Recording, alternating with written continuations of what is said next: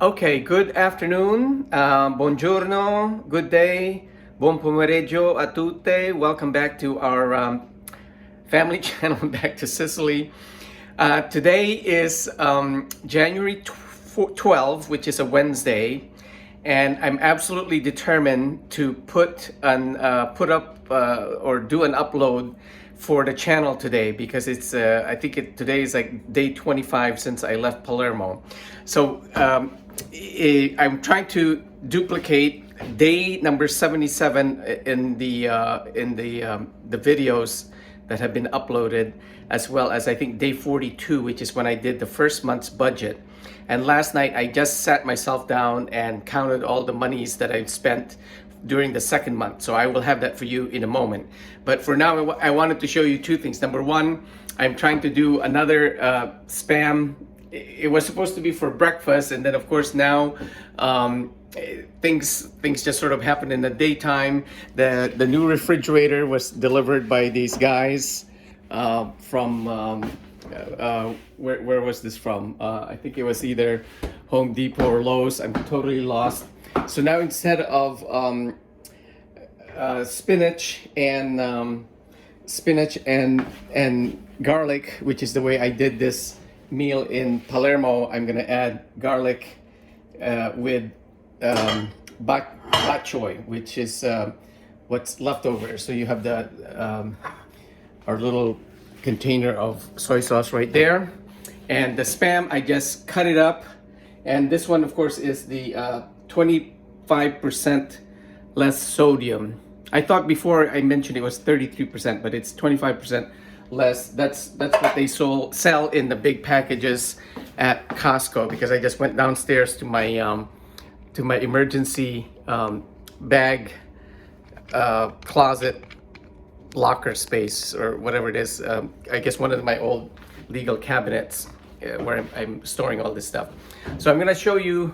So the guys dropped off the fridge earlier. Sorry, it's wobbly my other tripod here.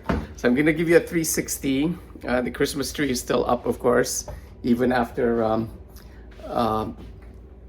Three Kings Day. And here it is now 8 minutes after 4 p.m. and we're beginning to lose the sunlight. You see the snow from a couple of days ago. Actually, I tried to do an upload with the snow. It was another snow blowing session, but it ran an hour and 15 minutes, which was intentional because I wanted to try to see if I could finally learn how to edit a video by cutting off at least 1 hour of that hour and 10 minutes. But here I'm going to sit down with my Palermo expense account book. So in here I religiously wrote down every cent and euro that I spent during my tour there. So for the second month, which ran, I would say, let's see, I arrived September 22 to October 23. So this is beginning Saturday, October 23, and then the last day of the accounting will be November 22.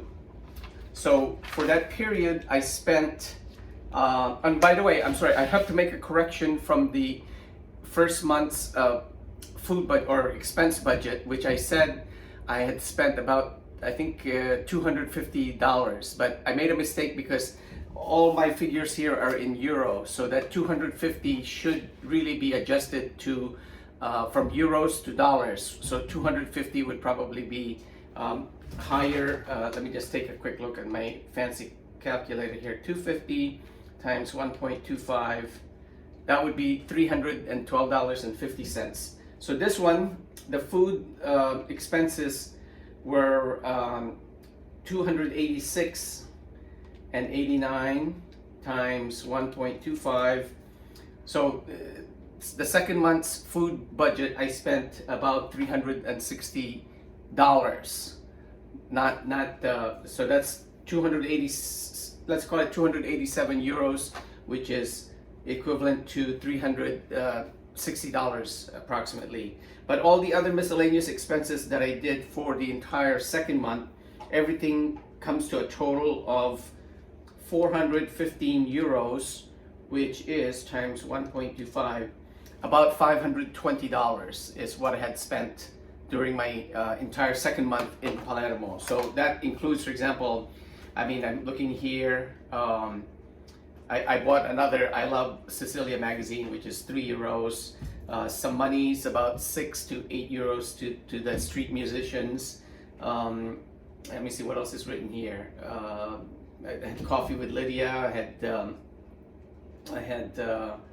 We had lunch at La Voceria, and then we bought some pastries when we went to the beach at Mondello, the one day that Lydia brought the four of us out there to go swimming.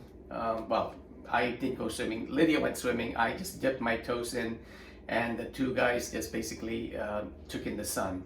So the second month's total expenses were 415 euros and 89 cents. So again, we're saying that that's about $520 in expenses. So what I'm going to do here is, I know we're coming up on the 6-minute mark, and I'm going to try to make this a full 10-minute video for you.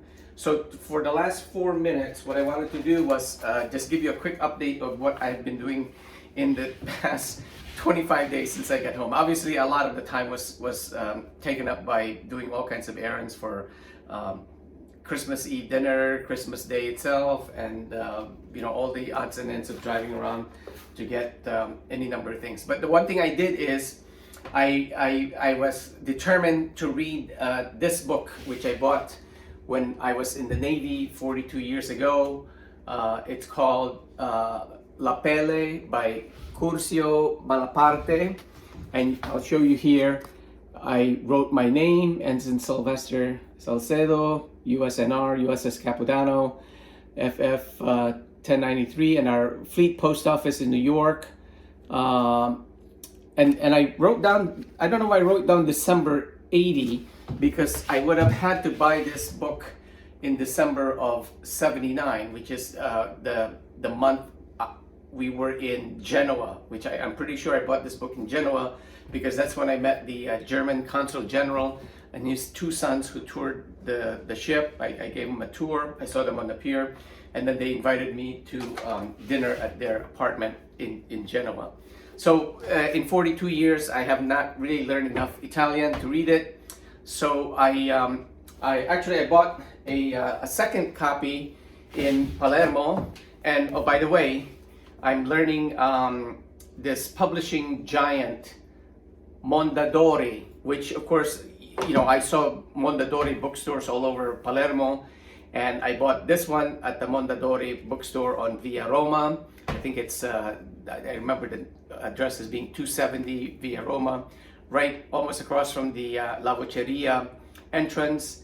And the reason I went there is because I bought my favorite map of Palermo, my walking map there. It's actually a beautiful city map of Palermo, and it has a coating, plastic coating right on top of it, which is very handy when you get a little sprinkle of rain. It doesn't ruin the map. But so here's the key about reading this book finally, is that it's all related in many ways to the spam dinner, because you'll see here, this is the English version that I got from Amazon. I ordered it a week before I left Palermo, and it arrived like 3 days after I got home. So you'll see that spam is mentioned quite prominently right there. I don't know if it's coming into focus. So that's the first mention of spam. And then you have about, let's see, one. Here it says, from the dishes rose the steam of the usual tomato soup, the usual fried spam, and the usual boiled corn. Apparently that was a very popular diet by the US Army during World War II in Sicily. So here again, there's another mention. Here's another mention of spam. It says here, a picture of the frightful imitation pork, which is known as Spam, the pride of Chicago. That's because, of course, Spam is made by the Hormel meat packing company. Actually, it'd be interesting to do a research on the Hormel company. I think they made canned foods stuff for the U.S. Army even as far back as the Spanish-American War. So here again, another mention of the horrible Spam, the imitation pork that is the pride of Chicago. And but of course, we don't think Spam is horrible. We think it's quite sumptuous. And then here again, there's another reference to Spam. Anyway, so that is the lesson learned. And by the way, it's also related to this book, which is another book that I read about from a website called Times of Sicily. And the editor or co-editor of that online publication, I met him in Palermo at the international school, the Gonzaga Jesuit school. And anyway, there was a review of this book called A Conspiracy of Talkers. And of course, in the end, I find out because the main character, his name is Benjamin Adano, which rang a bell to me because A Bell for Adano is one of my favorite books from high school. And this is a Pulitzer Prize winning book by Professor John Hersey, who was a longtime English professor here at Yale. So A Bell for Adano, one of my favorites. And of course, it is directly quoted here by the author of this book. His name is Gaetano Savatteri. Gaetano Savatteri. So quite a famous writer in Italy.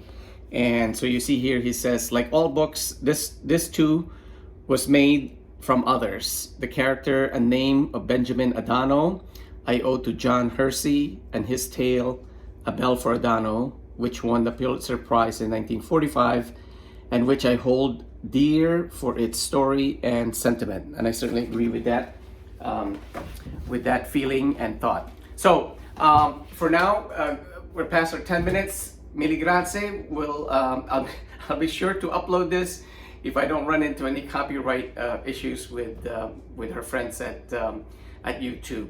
So again, thank you. We'll see you soon in more updates, I hope. Ciao, ci vediamo. A presto.